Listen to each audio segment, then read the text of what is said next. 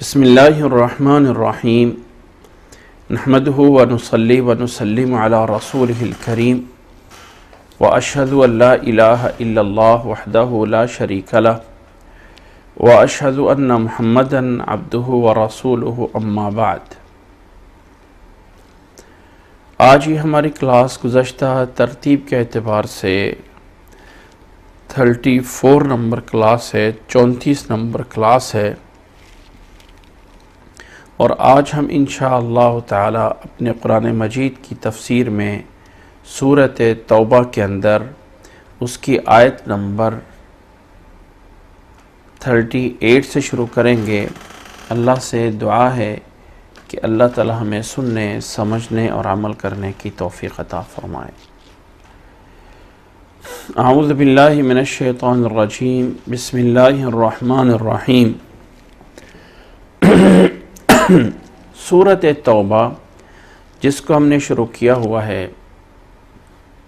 اس سورت کے شروع کے اندر خلاصہ یہ ہے کہ یہ سورت کے شروع میں اللہ تعالیٰ نے جن چیزوں کے اوپر آغاز فرمایا وہ یہ ہے کہ اللہ کی طرف سے اور اللہ کے رسول صلی اللہ علیہ وسلم کی طرف سے برات ہے ان لوگوں سے جو اللہ اور اللہ کے رسول پہ ایمان نہیں لاتے ہیں، اور اللہ تعالیٰ نے 4 مہینے کی مہلت دی اور فرمایا کہ 4 مہینے کے بعد جتنے بھی مسلمان نہیں ہیں، جتنے بھی کافر ہیں، ان لوگوں سے جو بھی کوئی عہد و پیمان کیے ہوئے ہیں وہ سارے کے سارے عہد و پیمان ختم کر دیے جائیں گے 4 مہینے کے بعد۔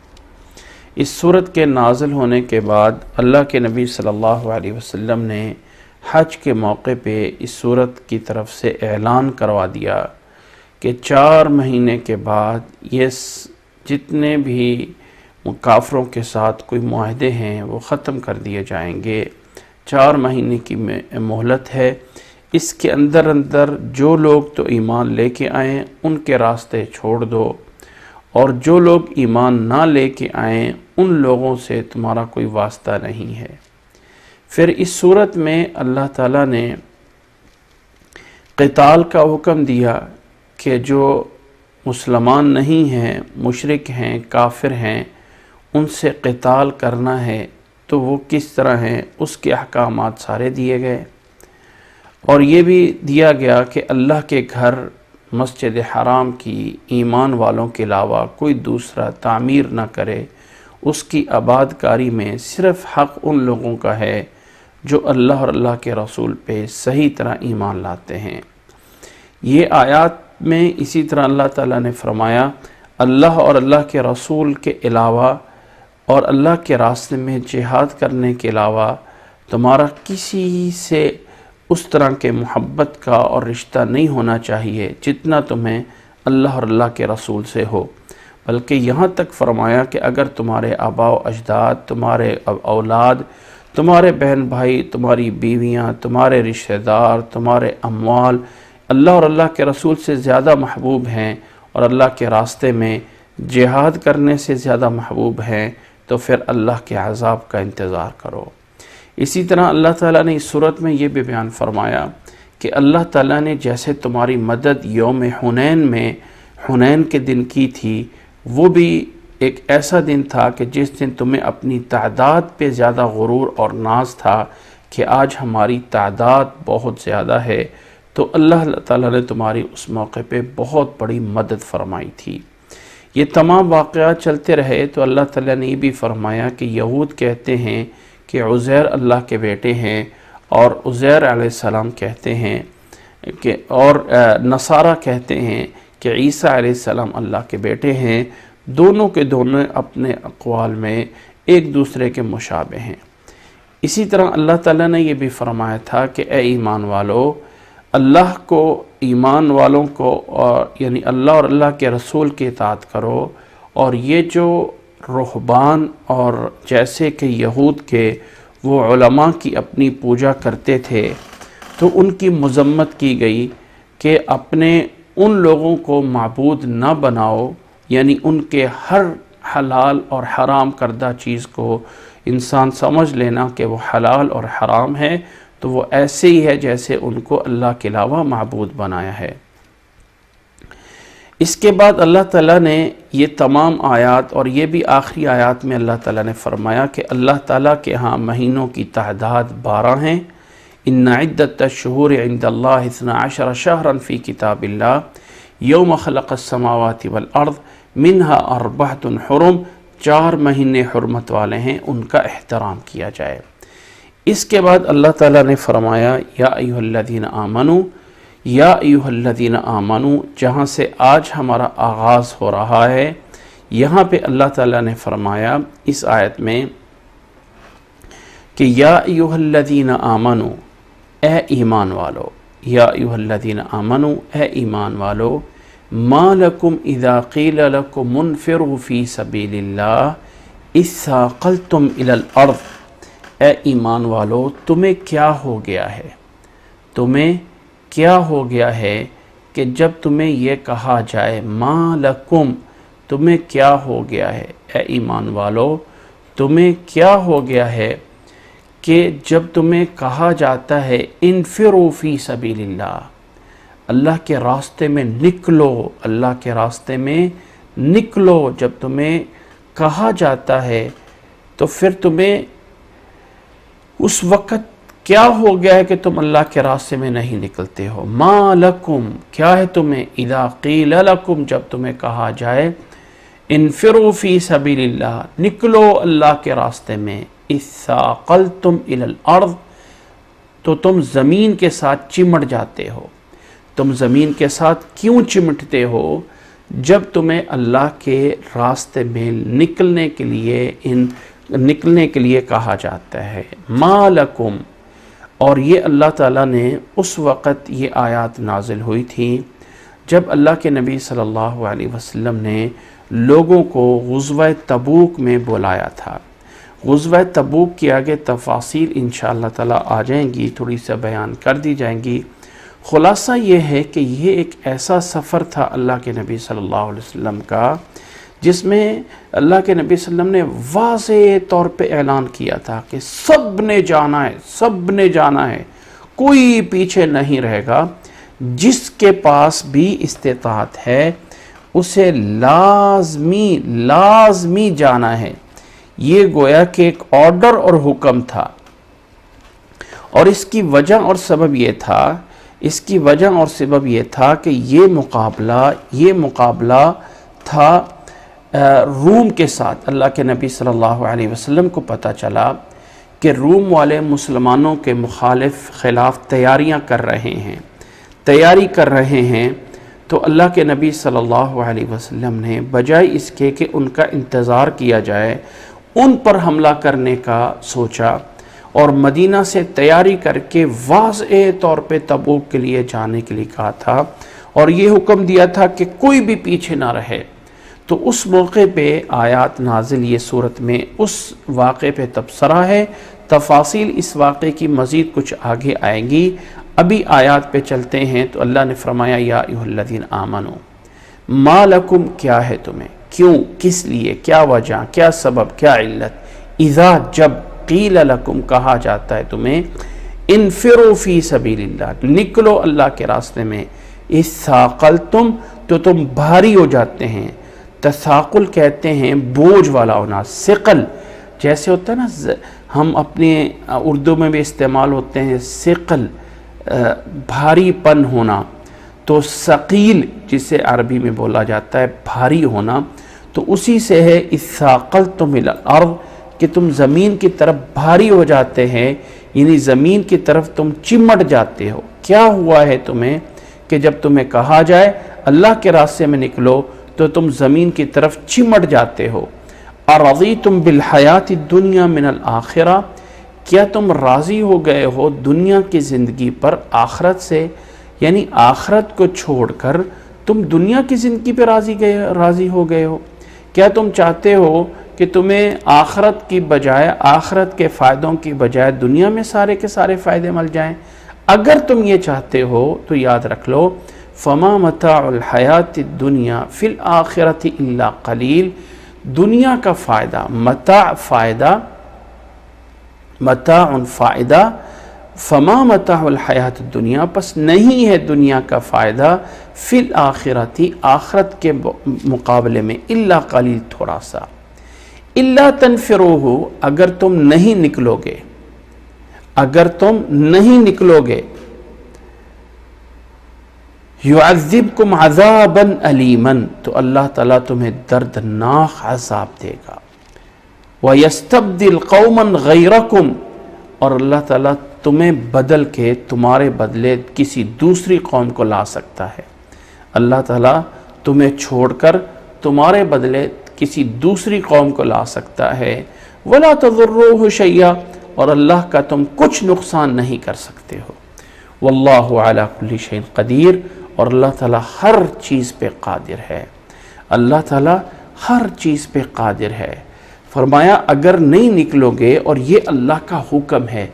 جنگ تبوک ایسے دنوں میں آئی تھی جب مدینہ منورہ میں کھجوروں کا سیزن ہوتا تھا، گرمیوں کا وقت تھا، کھجوروں کا سیزن تھا، ایک ایسا وقت تھا جس وقت کھجوریں تیار ہوتی ہیں اور ان کے کٹنے کا ٹائم آیا ہوتا ہے، بالکل اتارنے کا ٹائم آیا ہوا تھا۔ اس دور میں اللہ کے نبی صلی اللہ علیہ وسلم نے اس غزوے کے نکلنے کے لیے کہا تھا، تو فرمایا اس سختی سے کہا کہ کوئی بندہ بھی پیچھے نہ ہٹے، سختی سے اس لیے کہا کہ کوئی بندہ بھی پیچھے نہ ہٹے، اگر تم پیچھے ہٹے تو یاد رکھ لو کہ اللہ کا عذاب پھر بہت سخت ہے، اللہ تعالیٰ تمہیں بدل کے تمہاری جگہ پہ دوسری قوم کو لا سکتا ہے، اور اللہ تعالیٰ نے اس لیے فرمایا کہ اللہ اس چیز پہ قادر ہے، اللہ اس چیز پہ قادر ہے، اللہ کے لیے یہ کوئی چیز مشکل نہیں ہے کہ اللہ تعالیٰ کے لیے مشکل ہو کہ تم جو ہو یعنی اللہ تعالیٰ تمہیں بدل کے دوسروں کو نہیں لا سکتا۔ فرمایا اللہ کے لیے کوئی مشکل نہیں ہے۔ الا تنفروا يعذبكم عذابا اليما ويستبدل قوما غيركم ولا تضروه شيئا، اور اللہ کا تم کچھ نقصان نہیں کر سکتے، واللہ علی کل شیء قدیر، اور اللہ تعالیٰ ہر چیز پہ قادر ہے۔ الا تنصروه، اگر تم اس کی مدد نہیں کرو گے تو اللہ اس کی مدد کرنے والا ہے۔ الا تنصروه، اگر تم اس کی مدد نہیں کرو گے تو اللہ فقد نصرہ اللہ، فقد نصرہ اللہ، اللہ نے اپنے رسول کی اس وقت بھی مدد کی تھی، اللہ نے اپنے رسول کی اس وقت بھی مدد کی تھی، اذ اخرجہ الذین کفروا، جس وقت اس رسول کو نکالا تھا ان لوگوں نے جنہوں نے کفر کیا، یہاں پہ نوٹ کریں، جنہوں نے کفر کیا انہوں نے نکالا تھا، ثانی اثنین، وہ دو میں سے ایک تھا، دو میں سے ایک تھا، اذ ہما فی الغار، جب وہ غار میں تھے اور کہہ رہا تھا، اذ یقول لصاحبہ، وہ اپنے ساتھی سے کہہ رہا تھا، اپنے صاحب سے کہہ رہا تھا، لا تحزن، لا تحزن ان اللہ معنا، لا تحزن ان اللہ معنا، لا تحزن، آپ ڈریں مت، مت ڈریں، غمگین نہ ہوں، بے شک اللہ ہمارے ساتھ ہے، بے شک اللہ ہمارے ساتھ ہے۔ فَأَنزَلَ اللَّهُ سَكِينَتَهُ، پس اللہ تعالیٰ نے نازل فرما دیا اپنی طرف سے سکینت کو یعنی مدد کو، علیہ اس پر، وَأَيَّدَهُ بِجُنُودٍ لَمْ تَرَوْهَا، اور اللہ نے اس کی مدد کی ایک ایسے لشکر سے جسے تم نہیں دیکھ سکتے ہو، وَجْعَلَ كَلِمَةَ الَّذِينَ كَفَرُوا السُّفْلَى، اور اللہ تعالیٰ نے ان لوگوں کے کلمہ کو، کلمہ کفر کو، کافروں لوگوں کی بات کو اللہ نے نیچا کر دیا، وَكَلِمَةُ اللَّهِ هِيَ الْعُلْيَا، اور اللہ نے اپنے کلمہ، کلمۃ اللہ کو بلند کر دیا، واللہ عزیز حکیم، اور اللہ تعالیٰ عزیز، غالب اور حکیم حکمت والا ہے۔ اس آیت میں بہت کچھ ہے جو اللہ تعالیٰ نے ایمان والوں کو اس آیت میں سکھایا ہے۔ سب سے پہلے تو اس آیت کا سیاق و سباق سمجھیں۔ یہ آیت سورت توبہ کی آیت نمبر 40 ہے، جس کا تھوڑا سا سمجھنا ضروری ہے۔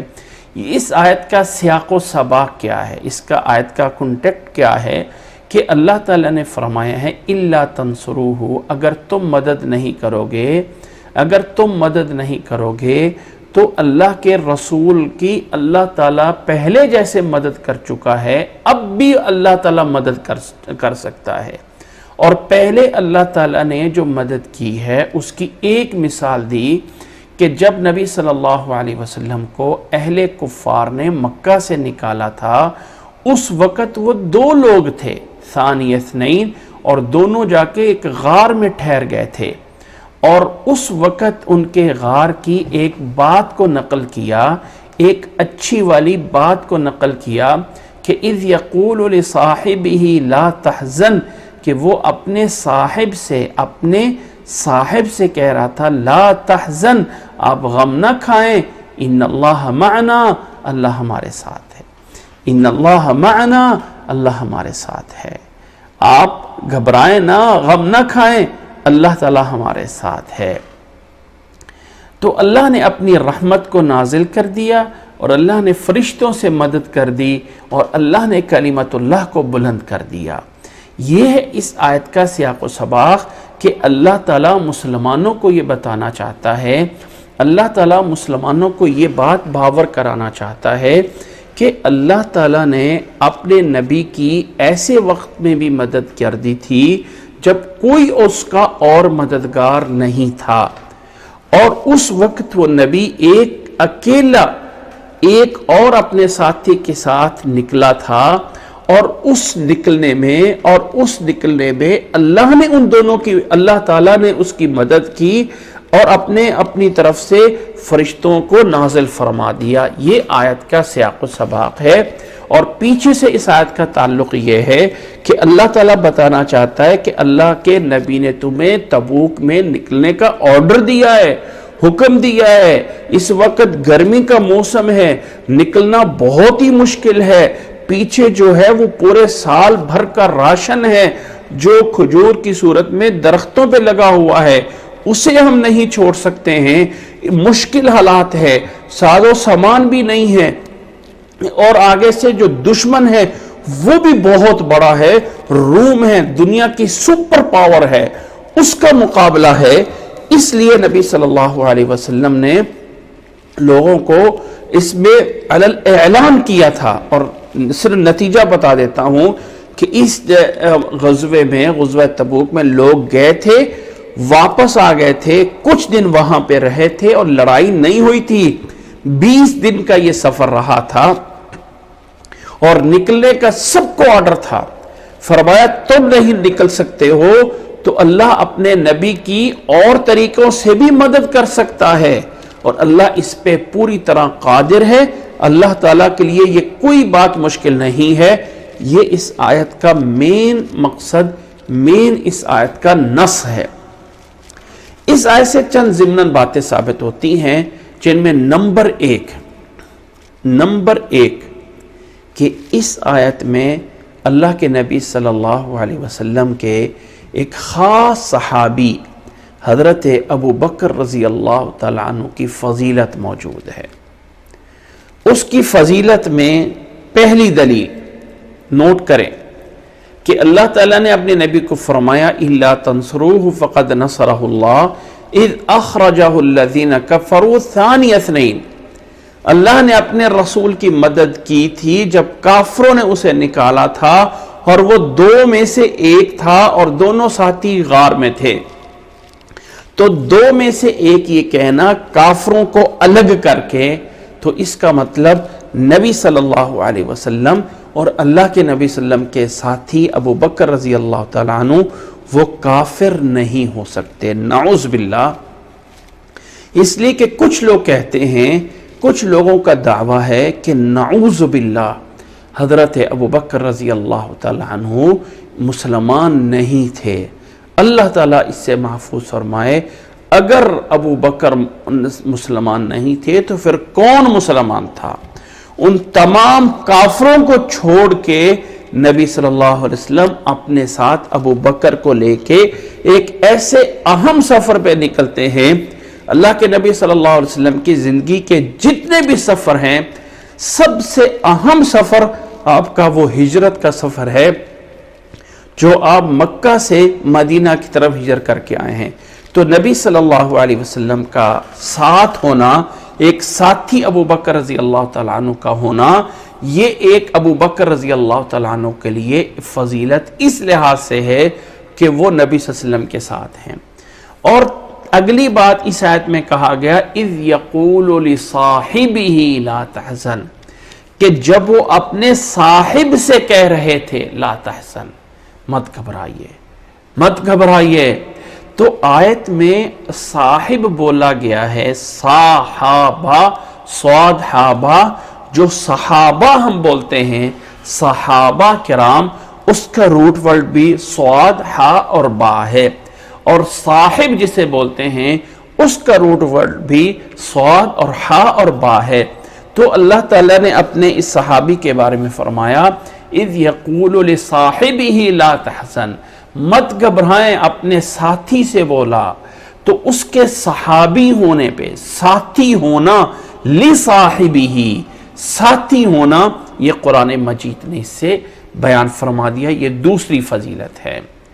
یہ ابو بکر رضی اللہ تعالیٰ عنہ اللہ کے نبی صلی اللہ علیہ وسلم کے ایک ایسے جلیل القدر صحابی ہیں کہ اللہ کے نبی صلی اللہ علیہ وسلم کی ایسی بڑی روایات موجود ہیں کہ اللہ کے نبی صلی اللہ علیہ وسلم کے اگر اس امت میں اللہ کے نبی صلی اللہ علیہ وسلم کے بعد تمام انبیاء کے بعد کسی کا مرتبہ اور مقام ہے تو وہ پہلے نمبر پہ ابو بکر رضی اللہ تعالی عنہ ہیں. زندگی کا وہ کون سا مرحلہ ہے، وہ کون سی جگہ ہے کہ جس موقع پہ اللہ کے نبی صلی اللہ علیہ وسلم کے ساتھ حضرت ابو بکر رضی اللہ تعالیٰ عنہ موجود نہیں تھے. پہلے مسلمان ہونے والے، اللہ کے نبی صلی اللہ علیہ وسلم کے ساتھ ہجرت کرنے والے، تمام غزوات میں شریک ہونے والے، نبی صلی اللہ علیہ وسلم کی وفات کے بعد پہلے خلیفہ بننے والے، نبی صلی اللہ علیہ وسلم کی قبر کے ساتھ قبر جن کی ہونے والی، یہ صحابی رضی اللہ تعالی عنہ، اللہ کے نبی صلی اللہ علیہ وسلم نے فرمایا تھا ان من امین الناس علی فی صحبتہ ومالہ ابا بکر، اگر کسی نے مجھے اپنے مال پہ اور اپنے آپ پہ کسی نے امین بنایا ہے تو وہ ابو بکر رضی اللہ تعالی عنہ ہیں. وَلَوْ كُنْتُ مُتَّخِذًا خَلِيلًا غَيْرَ رَبِّي لَاتَّخَذْتُ أَبَا بَكْرًا، اگر میں رب کے علاوہ کسی اور کو خلیل بناتا ہوں تو وہ ابو بکر رضی اللہ تعالی عنہ ہیں. وَلَكِنْ أَخُوَّةً فِي الْإِسْلَامِ وَمُوَدَّةً، اسلام میں ایک اخوت ہے، محبت ہے. روایت امام بخاری رحمہ اللہ نے کیا ہے. اسی طرح وہ حدیث بھی سنی ہوگی کہ اللہ کے نبی صلی اللہ علیہ وسلم نے زندگی کے آخری ایام میں فرمایا میرے مصلی پہ ابو بکر کو کھڑا کرو. لوگوں نے کہا وہ نرم دل ہیں، وہ رحم دل ہیں، فرمایا اسی کو امامت کے لیے کھڑا کرو. اللہ کے نبی صلی اللہ علیہ وسلم نے اپنی عدم موجودگی میں اپنے مصلی پہ حضرت ابو بکر رضی اللہ تعالیٰ عنہ کو کھڑا کیا تھا اور حکم اور آرڈر دے کے فرمایا تھا. اس لیے یہ آیت یاد رکھ لیں، ابو بکر رضی اللہ تعالیٰ عنہ کی فضیلت میں آیت ہے، فضیلت میں آیت ہے. اور یہ آیت واضح آیت ہے جس میں حضرت ابو بکر رضی اللہ تعالیٰ عنہ کو صاحب بولا گیا ہے، اور اللہ کے نبی صلی اللہ علیہ وسلم کی طرف سے انہیں یہ کہا گیا کہ لا تحزن، آپ غم نہ کھائیں، اللہ ہمارے ساتھ ہے. یہاں پہ اللہ کی معیت کیا ہوتی ہے؟ اللہ کی معیت کیا ہوتی ہے؟ ان اللہ معنا، یہ نہیں کہا ان اللہ معی، اللہ میرے ساتھ نہیں، ہم دونوں کے ساتھ اللہ ہے، ہم دونوں کے ساتھ اللہ ہے. اس لیے تمام مسلمان ہونے کے لیے لازم اور ضروری ہے، مسلمان ہونے کے لیے لازم اور ضروری ہے کہ حضرت ابو بکر صدیق رضی اللہ تعالیٰ عنہ کی اور خلافت پہ، ان کی صحابیت پہ، ان کے اسلام لانے پہ جو ہے وہ ایمان لایا جائے، اور یہ وہ واحد شخصیت ہے اسلام کے اندر جنہیں نبی صلی اللہ علیہ وسلم کی طرف سے صدیق کا لقب دیا گیا تھا۔ صدیق، سچا ہونا، صدیق کا خطاب اسلام میں مسلمانوں میں کسے دیا گیا ہے؟ اللہ کی طرف سے یا اللہ کے رسول صلی اللہ علیہ وسلم کی طرف سے؟ تو وہ حضرت ابوبکر صدیق رضی اللہ تعالی عنہ ہیں۔ تو فرمایا اس آیت میں کہ اللہ کے نبی نے انہیں کہا ان اللہ معنا، اللہ ہمارے ساتھ ہیں، اللہ ہمارے ساتھ ہے۔ اب اس آیت کے بارے میں یہ باتیں میں کیوں کر رہا ہوں، کیا وجہ ہے، کس لیے یہ باتوں پہ زور دیا جا رہا ہے؟ اس لیے کہ نعوذ باللہ ایک فرقہ موجود ہے روافض کا، اہل تشیع کا، جو ان صحابہ کو برا بھلا کہتا ہے اور ان آیات سے اپنا مطلب نکالتا ہے، اور بجائے قرآن مجید کو ماننے کے انہی آیات سے، اسی آیت سے ابو بکر رضی اللہ تعالیٰ عنہ کی مذمت نکالتے ہیں۔ اس آیت کا وہ کیا جواب دیتے ہیں؟ اگر قرآن مجید ہے نا، کیا جواب دیتے ہیں؟ اچھا جی، ایک جواب ان کے پاس کیا موجود ہے کہ اللہ تعالیٰ نے یہاں کہا فَأَنزَلَ اللَّهُ سَكِينَتَهُ عَلَيْهِ وَأَيَّدَهُ بِجُنُودٍ لَمْ تَرَوْهَا، کہ اللہ تعالیٰ نے اپنے نبی کے اس آیت میں کہا ہے کہ اللہ نے سکینت نازل کی اپنے اس نبی پہ، سکینتہ علی رسول فانزل اللہ سکینتہ علیہ وایدہ بجنود لم تروا، واحد کی ضمیر بولی گئی ہے، اور یہ سکینت نبی پہ نازل کی گئی اور مدد اللہ کے رسول کی گئی ہے۔ اب یہاں پہ دو کی ضمیر استعمال نہیں ہوئی تو فضیلت اللہ کے رسول کے لیے ہے، فضیلت اللہ کے رسول کے لیے ہے، فضیلت جو ہے یہ ابو بکر کے لیے تو ہے ہی نہیں ہے، کیونکہ ابو بکر تو ڈر رہے تھے، وہ فضیلت تو اللہ تعالیٰ نے نازل کی رسول اللہ صلی اللہ علیہ وسلم کے لیے، تو ابو بکر اگر مسلمان ہوتے تو ان پہ اوپر بھی سکینت نازل ہوتی جیسے اللہ کے رسول پہ نازل ہوئی تھی، نعوذ باللہ۔ اور لفظ صاحب کا جواب یہ دیتے ہیں کہ صاحب تو کسی کافر کو بھی بولا جا سکتا ہے۔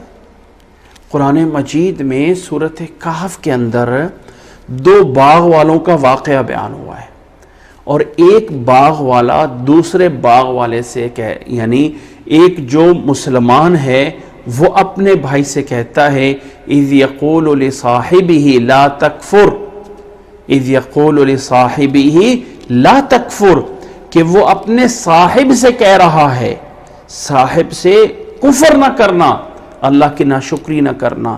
دو باغ والے واقعوں میں تو صاحب تو کافر کو بھی کہا جا سکتا ہے، اس لیے اس آیت میں صاحب کی کون سی فضیلت ہے؟ نعوذ باللہ۔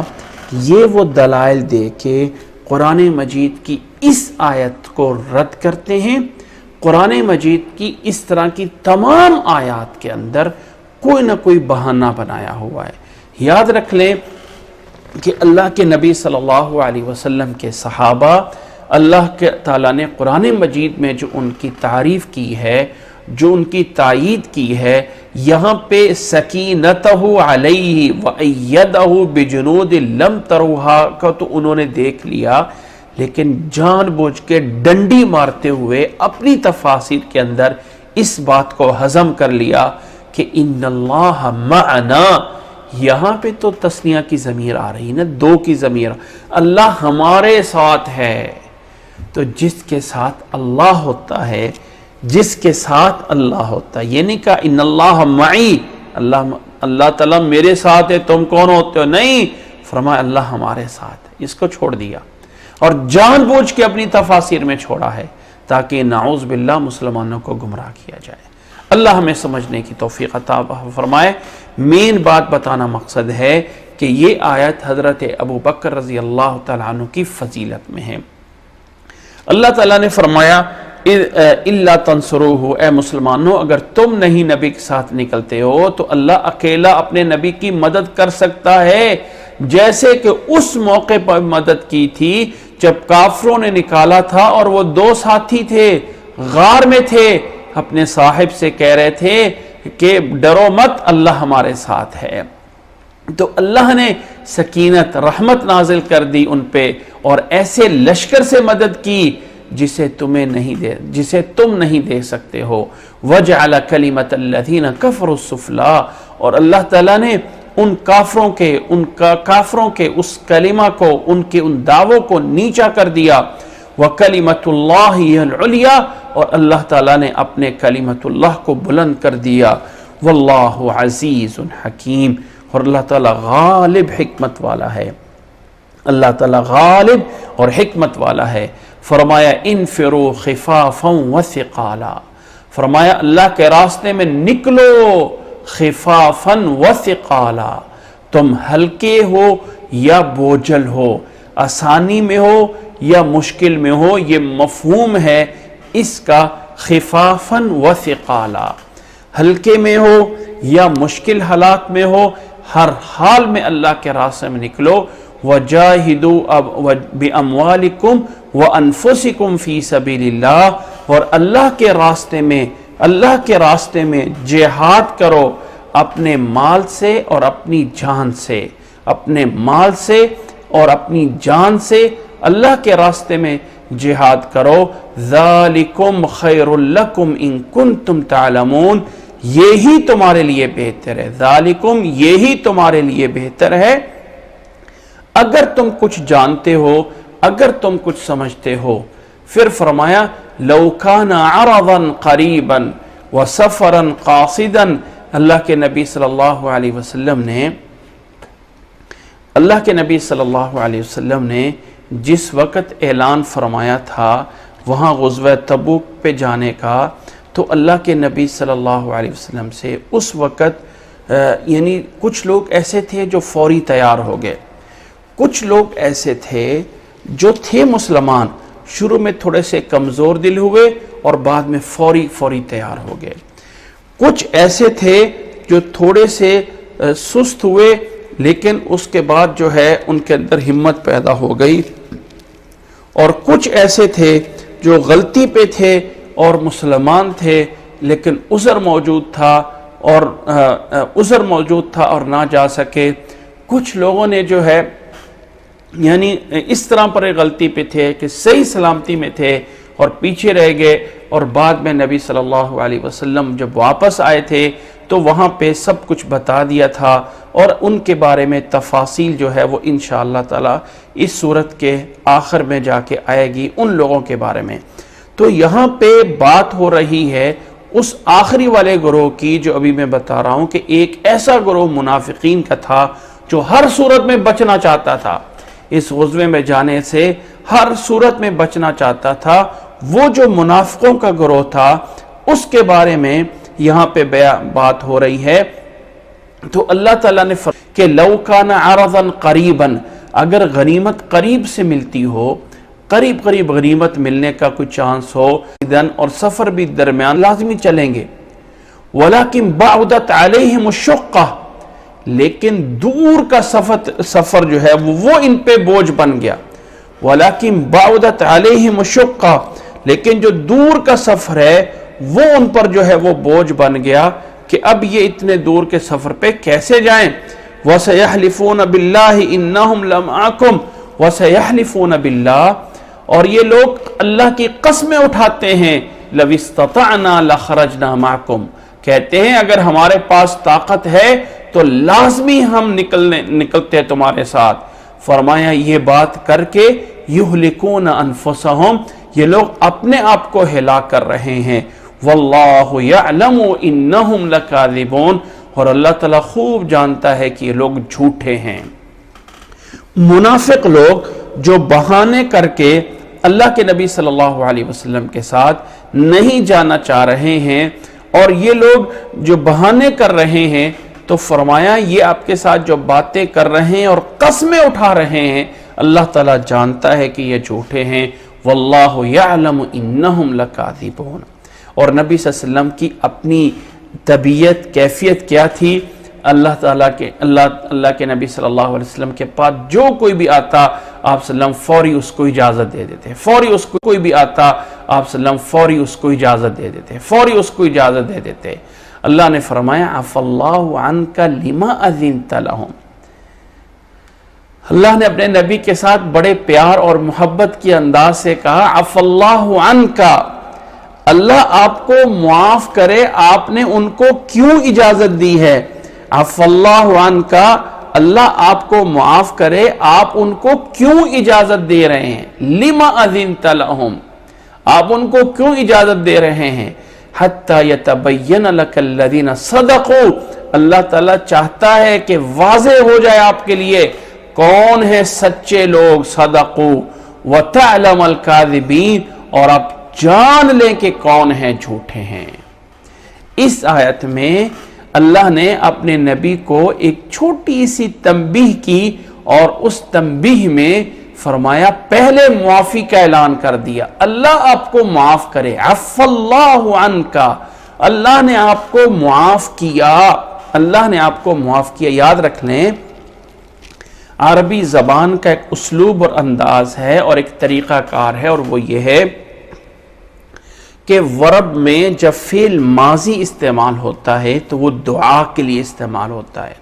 میں مثال کے طور پہ کہنا چاہتا ہوں، جیسے ہم کہتے ہیں صلی اللہ علیہ وسلم، لفظی ترجمہ یہ ہے کہ اللہ نے رحمت بھیج دی اپنے نبی محمد پہ صلی اللہ علیہ وسلم۔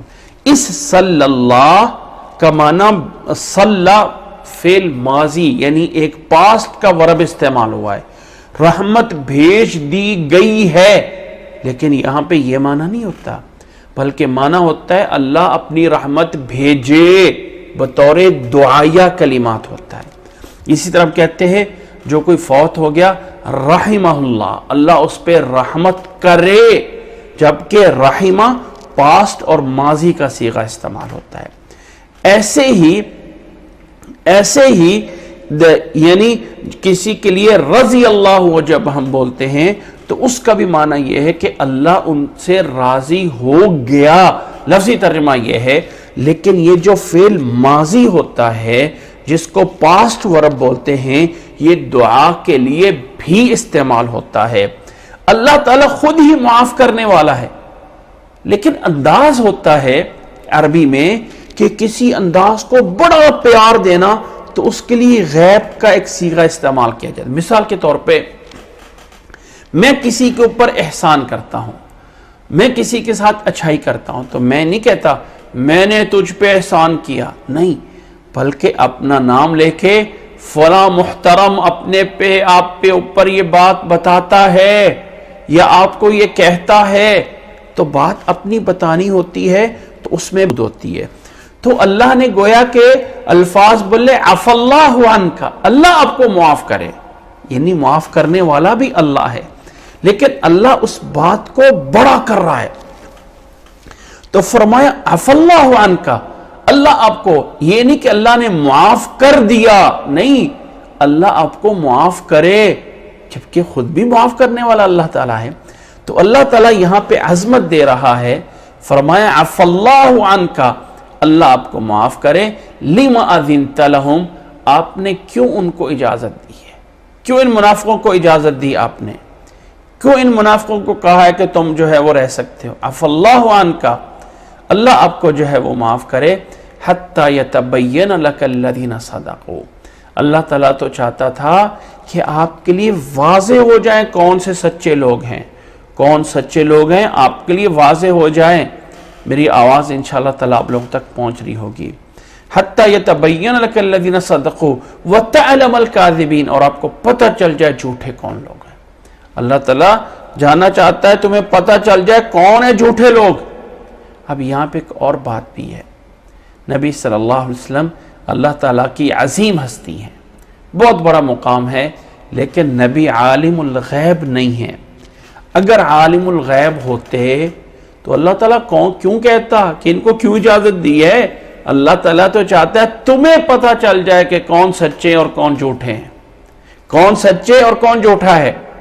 حتی یتبین لک الذین صدقوا وتعلم الکاذبین، فرمایا لا یستأذنک الذین یؤمنون باللہ والیوم الآخر ان یجاہدوا باموالہم وانفسہم، فرمایا لا یستأذنک الذین یؤمنون باللہ، آپ سے اجازت نہیں لیں گے وہ لوگ جو ایمان لاتے ہیں اللہ پہ اور آخرت کے دن پہ، کہ وہ اللہ کے راستے میں جہاد کرے اپنے مال سے، اپنے آپ سے، اس بات سے وہ اجازت نہیں لیں گے۔ واللہ علیم بالمتقین، اور اللہ تعالیٰ خوب متقین کو جانتا ہے، اللہ تعالیٰ خوب متقین کو جانتا ہے۔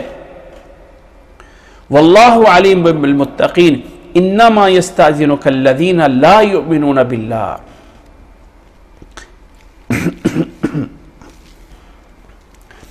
اللہ نے فرمایا انما یستأذنک الذین، آپ سے اجازت صرف وہ لوگ لیں گے۔ انما کا لفظ استعمال ہو رہا ہے، انما سوائے اس کے اور کچھ نہیں، کہ آپ سے اجازت وہ لوگ لیں گے الذین لا یؤمنون باللہ، جو ایمان نہیں لاتے اللہ پہ، اور ایمان نہیں لاتے ہیں وہ آخرت کے دن پہ، وارتابت قلوبہم، اور ان کے دل جو ہے وہ شک میں پڑے ہوئے ہیں، فہم فی ریبہم یترددون، پس وہ اپنے اس ریب میں، اپنے اس شک میں جو ہے وہ سرگرداں پھر رہے ہیں۔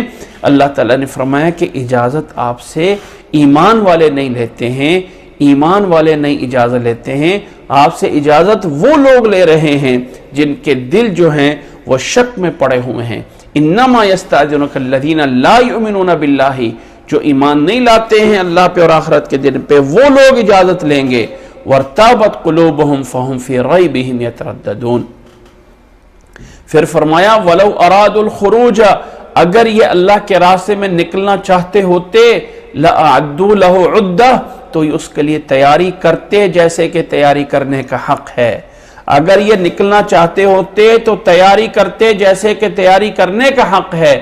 وَلَكِنْ كَرِهَ اللَّهُمْ بِعَاثَهُمْ، اللہ تعالیٰ نے پسند نہیں کیا ہے ان کا نکلنا، ان کا اٹھنا۔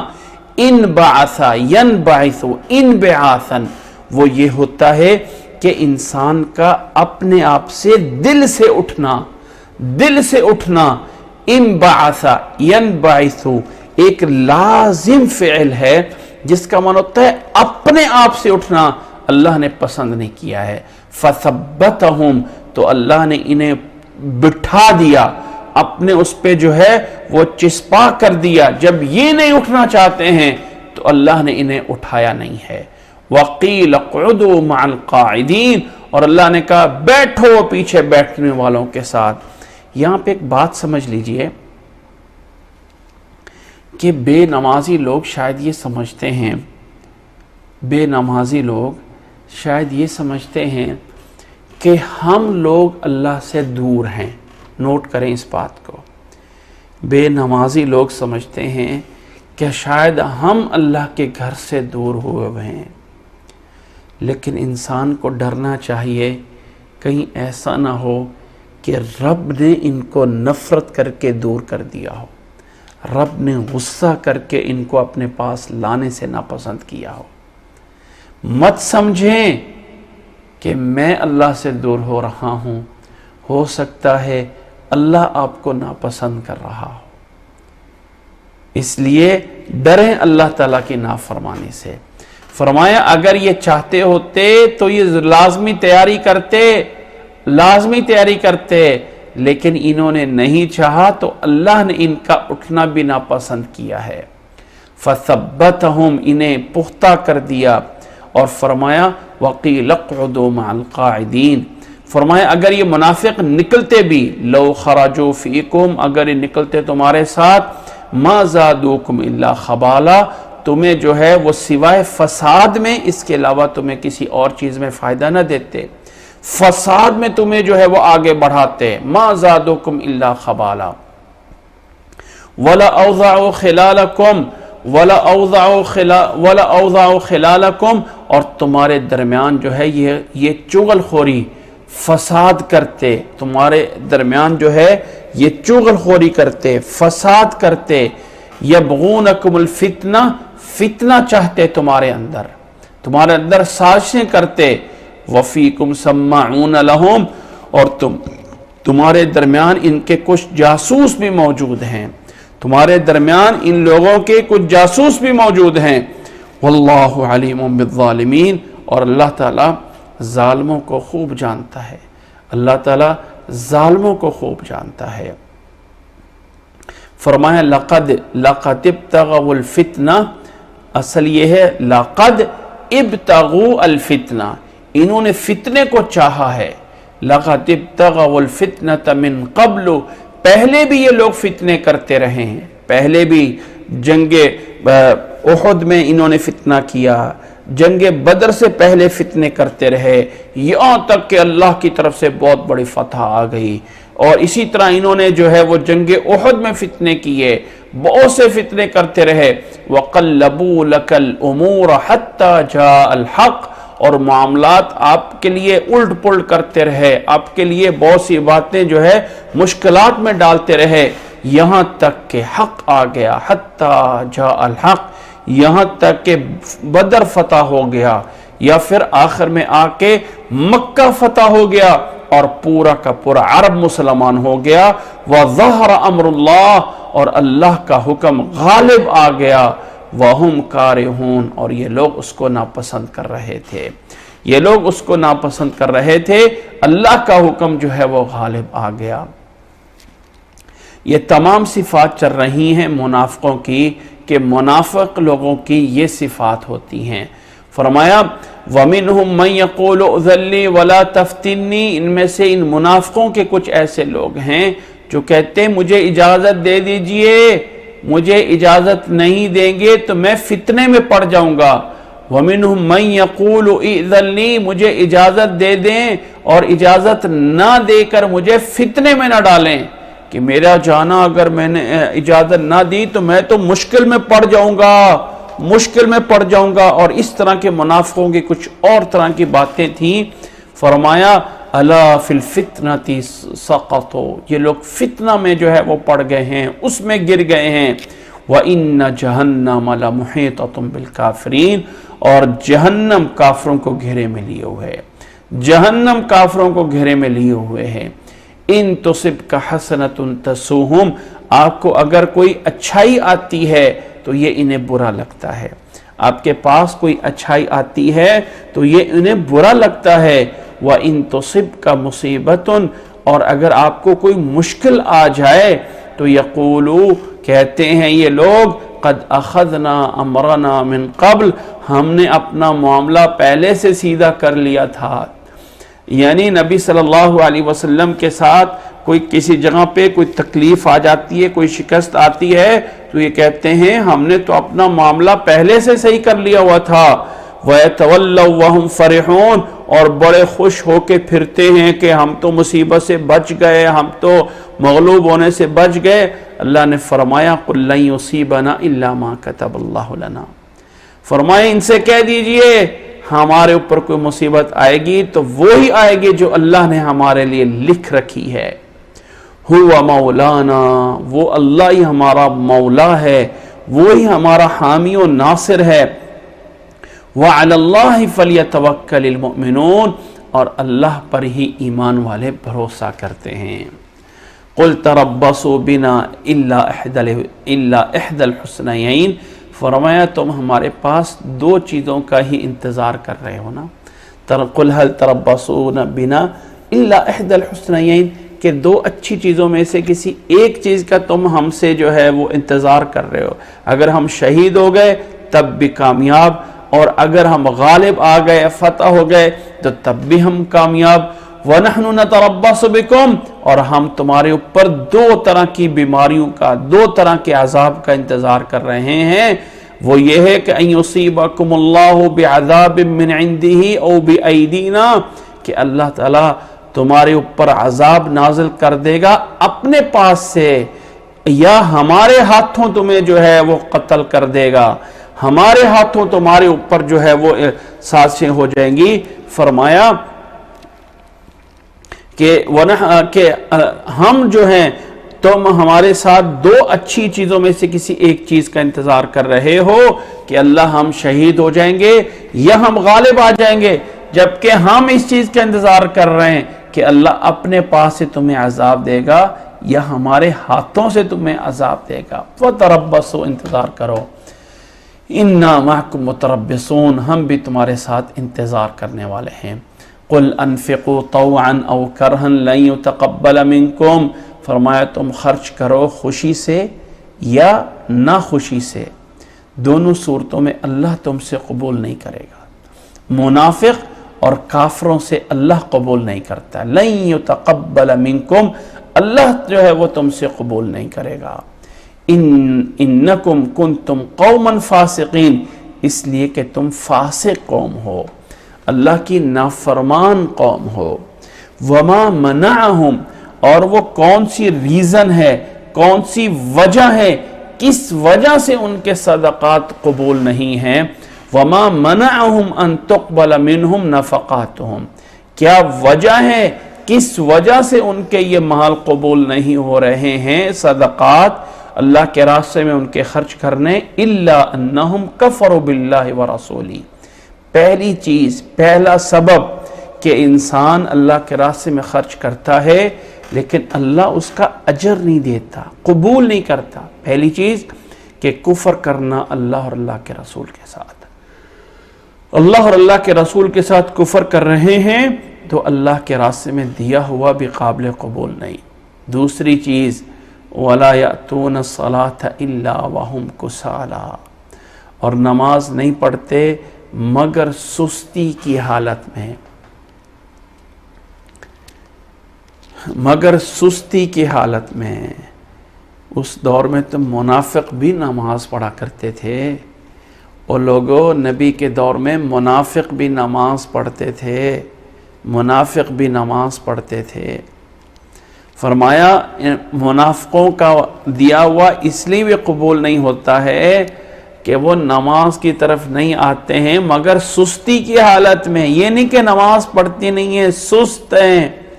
وَلَا يُنْفِقُونَ إِلَّا وَهُمْ كَارِهُونَ، اور نہیں خرچ کرتے ہیں مگر اس طرح کہ اس کو وہ ناپسند کر رہے ہوتے ہیں، ناپسندیدگی سے خرچ کرتے ہیں. کوئی اس میں توجہ نہیں ہے، کوئی اس میں تڑپ نہیں ہے، کوئی اس میں چاہت نہیں ہے. جب اس طرح خرچ کر رہے ہیں تو وہ اللہ تعالیٰ کے ہاں قبول نہیں ہے. اللہ تعالیٰ غنی ہے، اللہ کسی کا محتاج نہیں ہے. جب انسان اللہ تعالیٰ کے راستے میں اس طرح کر کے خرچ کرے گا تو اللہ تعالیٰ کے ہاں وہ قابل قبول نہیں ہے. پھر فرمایا اے نبی صلی اللہ علیہ وسلم اور اے ایمان والو، فَلَا تُعْجِبْكَ أَمْوَالُهُمْ وَلَا أَوْلَادُهُمْ، ان کا مال، ان کی اولاد آپ کو خوش نہ کرے، آپ کو تعجب میں نہ ڈالے. کتنے اچھے ان کے پاس مال ہیں، کیسی اچھی اس کی اولاد ہے، کتنے دنیا میں یہ اچھے حالات میں رہ رہے ہیں. فرمایا جب یہ اللہ کے نافرمان ہیں تو انما یرید اللہ لیعذبہم بہا فی الحیات الدنیا، اللہ تعالیٰ انہی کے ساتھ، انہیں ان کی اولاد کے ذریعے اللہ تعالیٰ انہیں ان کے اس اموال کے ذریعے اللہ تعالیٰ انہیں دنیا میں بھی عذاب دینا چاہتا ہے. لیعذبہم بہا فی الحیات الدنیا وَتَزْهَقَ أَنفُسُهُمْ وَهُمْ كَافِرُونَ، اور اللہ تعالیٰ ان کو دنیا میں بھی عذاب دینا چاہتا ہے اور اللہ تعالیٰ ان کو ان کے نفسوں میں بھی اللہ تعالیٰ انہیں تنگ کرنا چاہتا ہے. اور فرمایا وَهُمْ كَافِرُونَ، اور یہ لوگ کافر ہیں. فرمایا آپ کو ان کے مال و الاسباب کی وجہ سے آپ خوش نہ ہوں، آپ اس سے جو ہے وہ کسی یہ اس میں نہ پڑیں کہ ان کا مال، ان کی اولاد کیسی ہے. اللہ تعالیٰ انہیں اسی کے ذریعے عذاب دینا چاہتا ہے دنیا کی زندگی میں. دنیا کی زندگی میں اللہ تعالیٰ انہیں اسی عذاب دینا چاہتا ہے. وَتَزْهَقَ أَنفُسُهُمْ، اور ان کے نفس کو اس طرح، یعنی اللہ تعالیٰ ان کی جانیں اس حالت میں نکالنا چاہتا ہے کہ وَهُمْ كَافِرُونَ، کی یہ کافر ہوں گے. اللہ ان کی جان کو ایسی حالت میں نکالے گا، ان کے نفس کو ایسی حالت میں نکالے گا کہ جب یہ کفر کی حالت میں ہوں گے. جب نافرمان ہوئے تو اللہ تعالیٰ اس طرح کر کے انہیں جو ہے وہ کرتا ہے. میری آواز انشاءاللہ تعالیٰ پہنچ رہی ہوگی. وَيَحْلِفُونَ بِاللَّهِ إِنَّهُمْ لَمِنْكُمْ، یہ منافق جو ہے وہ قسمیں اٹھاتے ہیں کہ ہم تمہارے میں سے ہی ہیں، ہم تمہارے اندر سے ہی ہیں، ہم مسلمان ہی ہیں. فرمایا وَمَا هُمْ مِنْكُمْ، یہ تمہاری طرح نہیں ہیں. وَلَكِنَّهُمْ قَوْمٌ يَفْرَقُونَ، یہ ایسی قوم ہے جو ایسی قوم ہے یہ جو یفرقون، جو ڈرپوکل ہے. فرق کہتے ہیں ڈرنے کو، بڑے ڈرپوک قوم ہیں. یہ تم میں سے نہیں ہے، وَلَكِنَّهُمْ قَوْمٌ يَفْرَقُونَ لَوْ يَجِدُوا مَلْجَأً أَوْ مَغَارَاتٍ أَوْ مُدَّخَلًا لَوَلَّوْا إِلَيْهِ وَهُمْ يَجْمَحُونَ۔ فرمایا اگر تمہارے ساتھ چلتے چلتے انہیں کوئی ٹھکانہ اور مل جائے، کوئی غار مل جائے یا کوئی اور داخل ہونے کی جگہ مل جائے، یعنی چھپنے کی، نکلنے کی، لَوَلَّوْا إِلَيْهِ تو لازمی یہ اس کی طرف نکل جائیں، لازمی یہ اسی کی طرف جو ہے وہ نکل جائیں، وَهُمْ يَجْمَحُونَ اور یہ الٹے پاؤں ادھر جو ہے وہ گھوم جائیں۔ اگر انہیں کوئی دوسری جگہ ملے تو لازمی یہ اسی طرف جو ہے وہ نکل جائیں۔ وَمِنْهُمْ مَنْ يَلْمِزُكَ فِي الصَّدَقَاتِ فرمایا ان میں سے کچھ ایسے ہیں جو صدقات کے بارے میں جو تقسیم ہے اللہ کے نبی صلی اللہ علیہ وسلم کی، اس کے بارے میں آپ پہ الزام لگاتے ہیں، آپ نے اچھا تقسیم نہیں کیا۔ اللہ کے نبی صلی اللہ علیہ وسلم کی ایک حدیث میں آتا ہے کہ ایک شخص تھا جس کا نام ابن ذی الخویسرہ کا یعنی اس کا جو ہے وہ نام آتا ہے۔ یہ جو ابو ذی الخویسرہ یا ابن ذی الخویسرہ تھا، ابن ذی الخویسرہ، اللہ کے نبی صلی اللہ علیہ وسلم ایک دفعہ تقسیم کر رہے تھے اور نبی صلی اللہ علیہ وسلم سے آ کے کہتا ہے اعدل، اللہ کے نبی صلی اللہ علیہ وسلم انصاف کیجئے۔ فرمایا کہ اگر میں انصاف نہیں کروں گا تو کون انصاف کرنے والا ہے؟ تو اللہ تعالیٰ نے ایسے لوگوں کے بارے میں فرمایا کہ ان میں سے کچھ ایسے ہیں جو صدقات تقسیم کرنے کے بارے میں آپ پہ الزام لگاتے ہیں، فَإِنْ أُعْطُوا مِنْهَا رَضُوا اگر دیے جائیں تو خوش ہو جاتے ہیں، فَإِنْ أُعْطُوا مِنْهَا رَضُوا وَإِن لَّمْ يُعْطَوْا اور اگر اس میں سے نہ دیے جائیں تو یہ ناراض ہو رہے ہوتے ہیں، اگر اس میں سے نہ دیے جائیں تو یہ ناراض ہو رہے ہوتے ہیں۔ یہ منافقوں کی نشانی، ملے تو خوش، نہ ملے تو ناخوش، نہ ملے تو دوسروں پہ الزام تھوپ دیتے ہیں، نہیں وہ انصاف نہیں کرتا، وہ برا ہے، وہ برا ہے۔ فرمایا کہ یہ سب منافق ہیں۔ وَلَوْ أَنَّهُمْ رَضُوا مَا آتَاهُمُ اللَّهُ وَرَسُولُهُ کاش کہ اگر یہ اس بات پہ راضی ہو جاتے جو انہیں اللہ نے دیا ہے، جو انہیں اللہ کے رسول صلی اللہ علیہ وسلم نے دیا ہے۔ وَقَالُوا حَسْبُنَا سَيُؤْتِينَ اللَّهُ مِنْ فَضْلِهِ اور یہ کہتے کہ اللہ ہمارے لیے کافی ہے، حسبنا اللہ، اللہ ہمارے لیے کافی ہے، سَيُؤْتِينَ اللَّهُ مِنْ فَضْلِهِ اللہ اپنے فضل سے ہمیں دے گا، اللہ ہمیں اپنے فضل سے دے گا، اور اللہ تعالیٰ کا رسول بھی ہمارے ساتھ جو ہے اپنے فضل کے ساتھ شامل ہوگا، یعنی اللہ ہمیں جو ہے وہ کافی ہے، اللہ کا رسول ہمارے لیے جو ہے وہ کافی ہے۔ اِنَّا إِلَى اللَّهِ رَاغِبُونَ ہم اللہ کی طرف ہی رجوع کرنے والے ہیں، ہم اللہ کی طرف ہی رغبت رکھنے والے ہیں۔ فرمایا اگر یہ ایسا کر لیتے تو کتنا اچھا ہوتا، لیکن انہوں نے ایسا نہیں کیا، بلکہ اللہ کی نافرمانی کی طرف گئے۔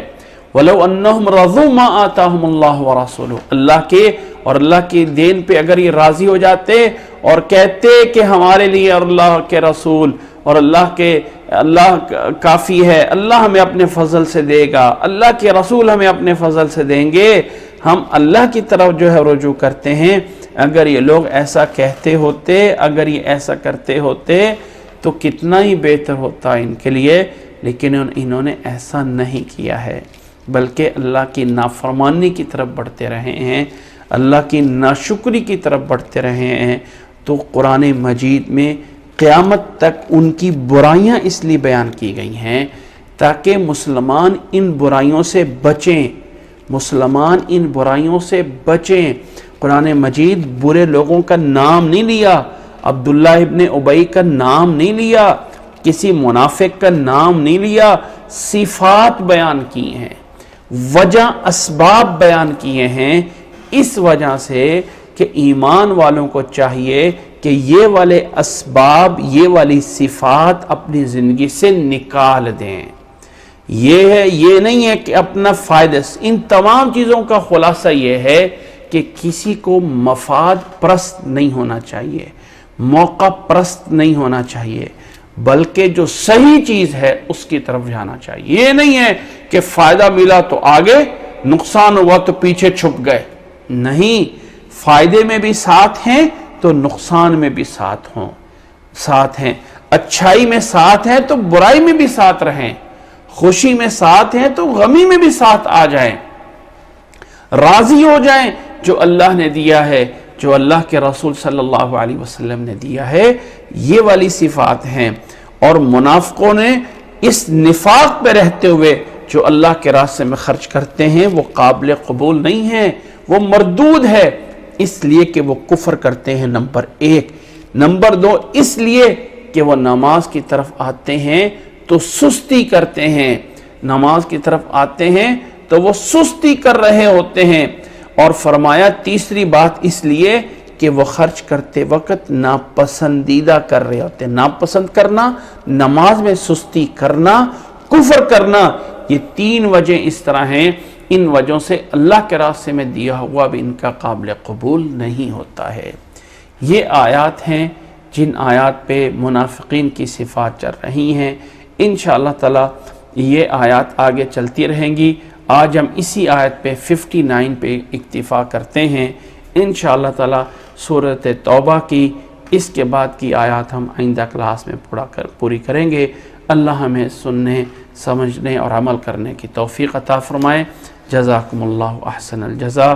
اللہ تعالیٰ آپ سب لوگوں کو جزائے خیر عطا فرمائے۔ اللہ تعالیٰ ہمیں ان تمام چیزوں پہ عمل کرنے کی توفیق عطا فرمائے۔ جزاکم اللہ احسن الجزا وآخر دعوانا ان الحمدللہ رب العالمین۔ آج کی ہم اس کلاس میں یہاں تک سورۃ توبہ کی آیت نمبر، آج ہم 38 نمبر آیت سے لے کے 59 نمبر آیت تک جو ہے وہ پڑھا ہے سورۃ توبہ کو۔ انشاءاللہ تعالی اس کے بعد کی آیات آئندہ کلاس میں چلیں گے۔ اللہ تعالی ہمیں عمل کرنے کی توفیق عطا فرمائے۔ جزاکم اللہ احسن الجزا۔ اللہ اکبر، اللہ اکبر۔ جو ہمارا کویشچن آنسر کا سیشن ہے، سوال و جواب کا سسٹم چلتا ہے، یہ انشاءاللہ تعالی اسی طرح چلے گا جیسے رمضان میں چلتا رہا ہے، لیکن آج نہیں، انشاءاللہ تعالی کل سے ہم اس کو جو ہے وہ سسٹم کو کریں گے۔ کل انشاءاللہ تعالی جتنے آپ لوگوں کے سوالات ہوں گے میں ان کے جوابات دے دوں گا، اس لیے کہ آپ لوگوں کے بہت سارے ایسے سوالات ہیں جو میرے پاس واٹس ایپ پہ موجود ہیں جن کے میں نے جوابات دینے ہیں، وہ میں آج کے دن میں کور کرتا ہوں۔ تو کل سے انشاءاللہ تعالی آپ لوگوں کے ساتھ جو ہمارا سلسلہ سوال و جواب کا ہے یہاں درس کے بعد، انشاءاللہ تعالی وہ اسی طرح چلتا رہے گا۔ اللہ ہمیں عمل کرنے کی توفیق عطا فرمائے۔ جزاکم اللہ احسن الجزا۔ تو آج کی کلاس کا ہم یہیں پہ اختتام کرتے ہیں۔ سبحانک اللہم بحمدک، اشہد ان لا الہ الا انت، استغفرک و اتوب الیک۔ جو لوگ بعد میں شامل ہوئے ہیں ان کے لیے میں بتانا چاہوں گا کہ یہ کلاس ہماری ٹیوزڈے، وینزڈے، تھرسڈے 3 دن ویک میں چلا کرے گی۔ آج رمضان کے بعد پہلی کلاس تھی اور کل بھی کلاس ہوگی، پرسوں بھی کلاس ہوگی۔ یہ 3 دن ہماری کلاس ہوا کرے گی قرآن مجید کی تفسیر کی، اور اس طرح کر کے چلتی رہے گی۔ پاکستانی ٹائم کے مطابق رات 10:30 بجے، ایسٹرن ٹائم کے مطابق 1:30 بجے، اور یو کے ٹائم کے مطابق شام 6:30 بجے یہ کلاس ہوا کرے گی۔ اللہ ہمیں عمل کرنے کی توفیق عطا فرمائے۔ جزاکم اللہ احسن الجزا۔ السلام علیکم ورحمۃ اللہ وبرکاتہ۔ تمام مسلمان بہن بھائیوں سے میری یہ گزارش یہ ہے کہ اس چینل کو سبسکرائب کریں اور تمام ویڈیوز کو آگے بھی شیئر کریں۔ انشاءاللہ تعالی یہ سب کے لیے صدقہ جاریہ جو ہے وہ بنے گا۔ آپ اپنی رائے کا کومنٹس میں پوری طرح اظہار کر سکتے ہیں، اور اگر کوئی بات پوچھنا چاہیں تو آپ کومنٹس میں پوری طرح پوچھ سکتے ہیں۔ السلام علیکم ورحمۃ اللہ وبرکاتہ۔